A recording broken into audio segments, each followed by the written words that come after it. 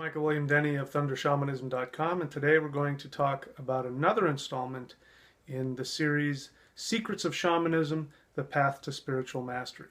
So we've talked a lot about the three selves, and I'm not done. So if you haven't watched them, go back and watch all the previous ones about the three selves, the upper, the middle, and the lower self. And we talked briefly about the lower self, and today we're going to talk about how the lower self and the upper self communicate and what the role is there. So the lower self, as we've talked about, first let's go over very briefly what are the three selves. When the universe came into manifestation, it started from nothing, which is a small point, which actually had everything in it, complete, undifferentiated nothing at all.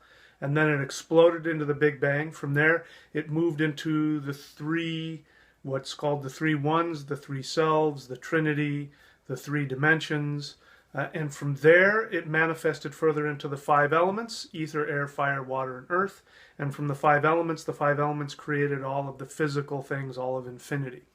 So that's the shamanic understanding of how the universe came into manifestation.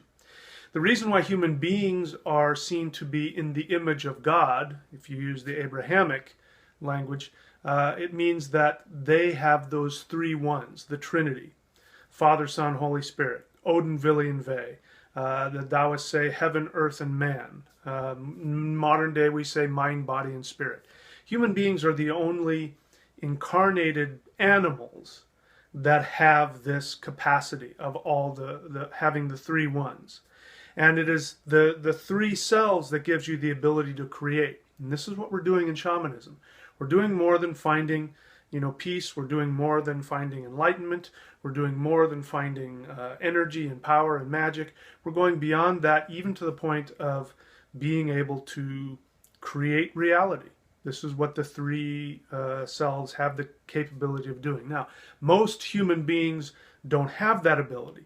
And the reason for that lies largely in the lower self. And the lower self is in the navel area. This is where the subconscious mind and the unconscious mind are. It's also what's known as the cauldron, where the energy of the body, the life force energy comes in and is processed there. It's an incredibly important area. This is why people meditate on their navel. This is why, martial artists focus on their navel.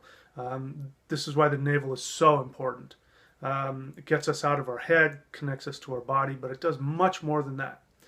One of the things that the lower self does is it connects us to the higher self. Now, the higher self is sort of like having a genie that sits on your head, and it won't do anything unless you ask for its help. That's the symbolism of rubbing the lamp. You rub the lamp and out comes the genie. It says, how can I, whatever it is, your wish is my command.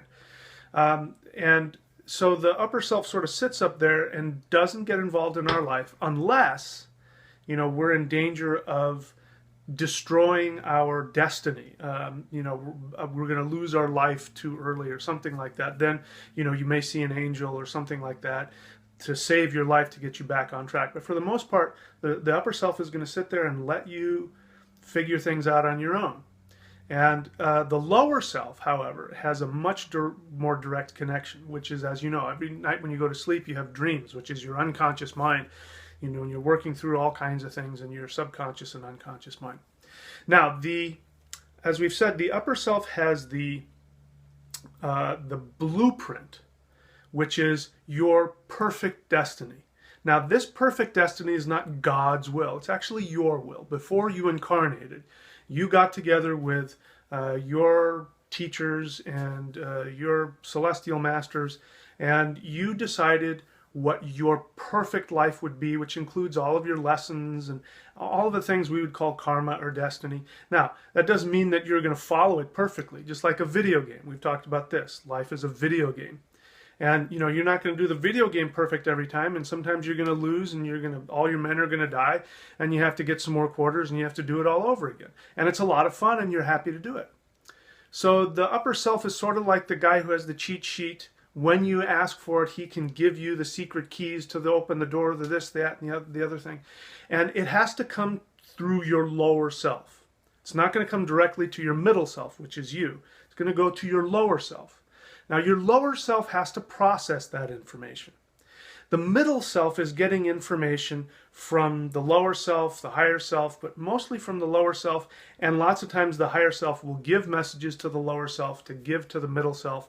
And if the lower self is not clear, if it's muddy, with fears and, selfish attachments, illusions, if all this stuff is going on, it's going to be very difficult for you to hear what the higher self is telling you.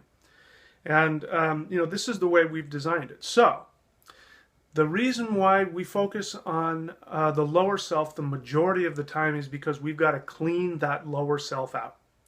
And once you've cleaned out the lower self, then you can do things like project your will onto this, this illusion, this projection that we call, real life. And it's interesting. I've been doing this a long time, and I've tried a lot of different things. When I was younger, I did the religious route, and that didn't work for me. And then I immediately got into mysticism, and I went into Taoist mysticism, which still to this day there's nothing more powerful in terms of chi energy.